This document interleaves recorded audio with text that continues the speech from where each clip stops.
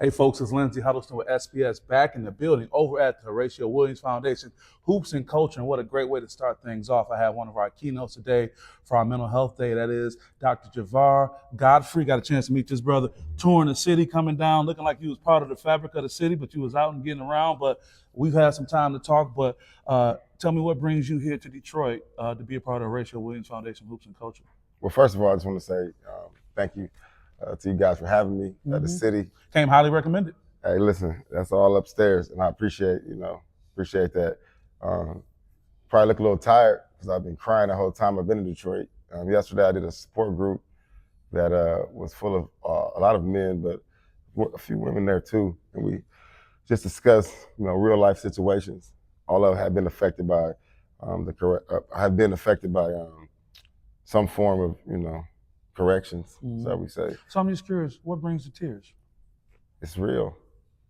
Overwhelming? Yeah, when you get to be amongst it. Like, I do a lot. But since I've been in Detroit, some of the realest people I met in my life. And you have that reputation. Man. What do you think is different about us? I'm not trying to pat our city on the back, but what do you think is different? I don't even know. You can speak, and people are listening. They respond to you, they're receptive to you. Mm-hmm. But it wasn't me speaking, it was them. I went to a support group full of like 100 people, and they all was just getting out of some type of sad situation, we would call. But they were together. And I travel a lot, and I haven't seen that. They chose to come. And that's what faith looks like to me. So, and it's good to see. It wasn't a sad cry. It was like, man, this is what I've been looking for.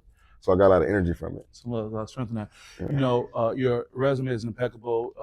Horatio Williams connected with your good friend and one we all know, AJ, from 106 and Park fame, and just spoke so highly of you. And now you've touched down with your crew.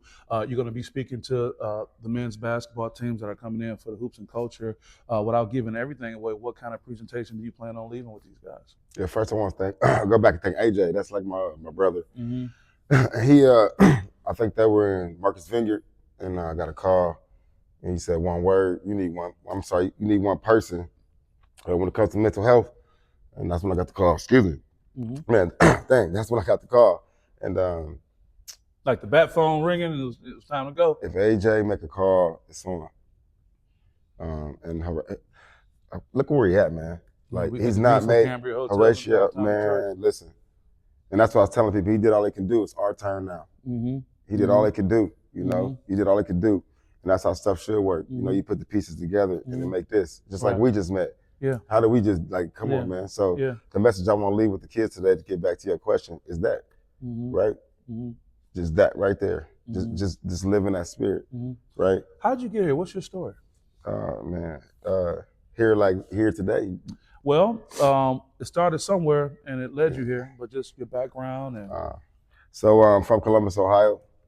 Played football there. Graduated, went to Independence. Left there, played football at Kentucky State, quarterback there. Got my bachelor's degree in social work with a specialty in domestic violence and drug and alcohol counseling. You've been committed for a long time then, huh? Oh yeah. I didn't know it. And then ended up getting my master's degree. I was one of the first African American males to do it at University of Louisville Kent School, where I got a master's, and then ended up getting a specialty in school social work. And then I left there and got my doctorate from Andersonville. And since then, I've just been writing. And what I mean by writing, I was a school social worker for 15 years, and then I had to retire because I wrote programming, or I wrote curriculum for 16 to 22-year-olds without a degree. So what do you mean you say you had to retire? Because when you write curriculum for the school system, you can't work there, which doesn't make sense to me. So you pretty much wrote yourself out of a job. And then wrote myself out of a job and right back in it. Because now and it was bigger, I got to touch more people, And I was one of the first young African Americans to have curriculum. Right? Did you ever expect to be an academic? No, zero chance. I didn't like to read, write, none of that. That's why I love HBCUs.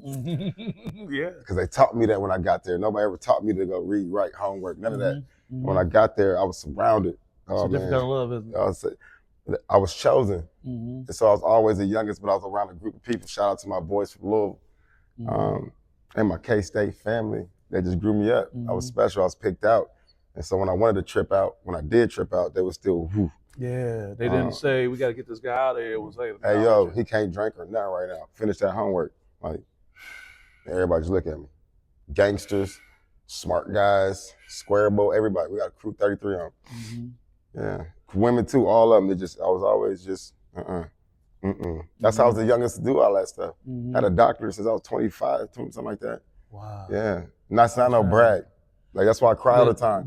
I'm just saying. You don't present that at all. No, Your humility when I saw you on the street, when I was pulling in and being open and receptive, not at all. And then can we talk about that part, how sometimes we can get so overwhelmed with our mission that as men who are stoic and composed, we get emotional. I mean, me and you, right?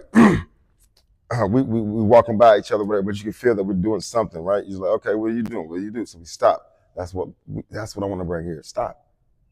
And that's what Detroit had a lot of. But for these kids, for everybody, stop. Why do you think they don't? Because they don't see it. What's the point? Headphones, I don't need to talk to you. For what?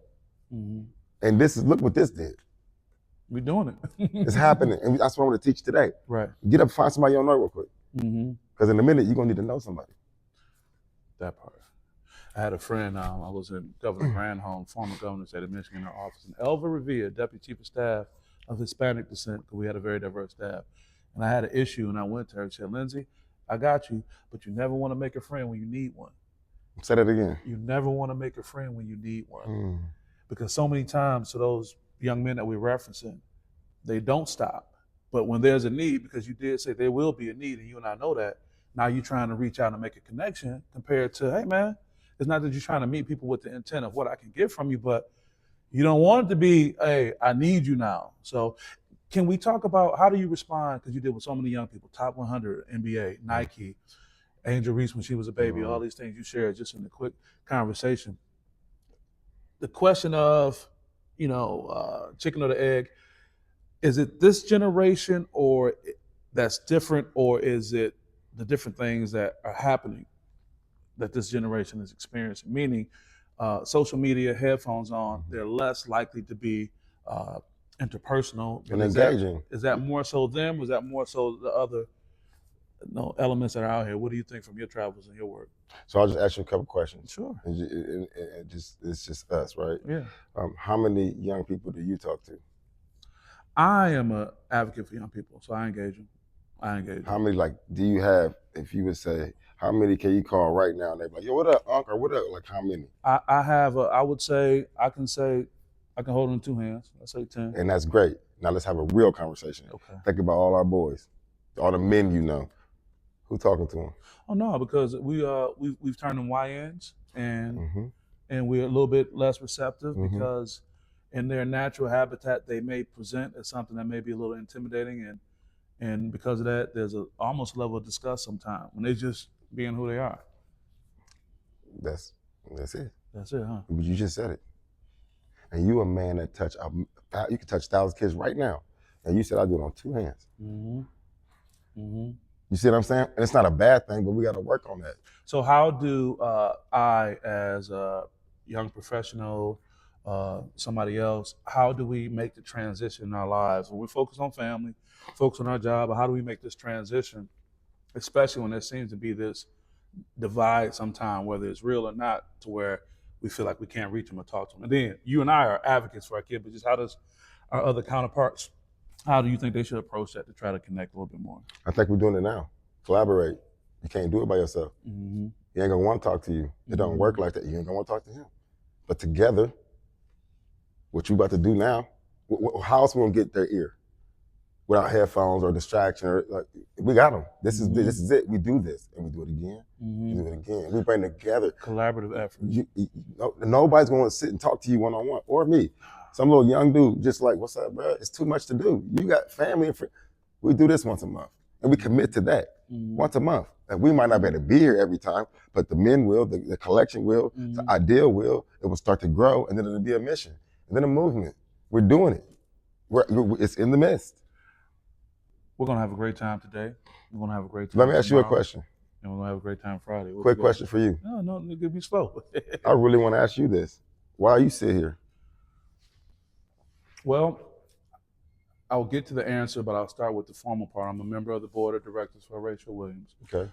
I was beyond impressed when I met him when I was in corporate America and I saw that he was doing. He'll tell the story publicly. He was one of the inspirations. Well, I left 6 figures in a company car in corporate America married with a child on the way to pursue my independence. And this is something that is, I'm proud to be here, but I'm also called to be here too.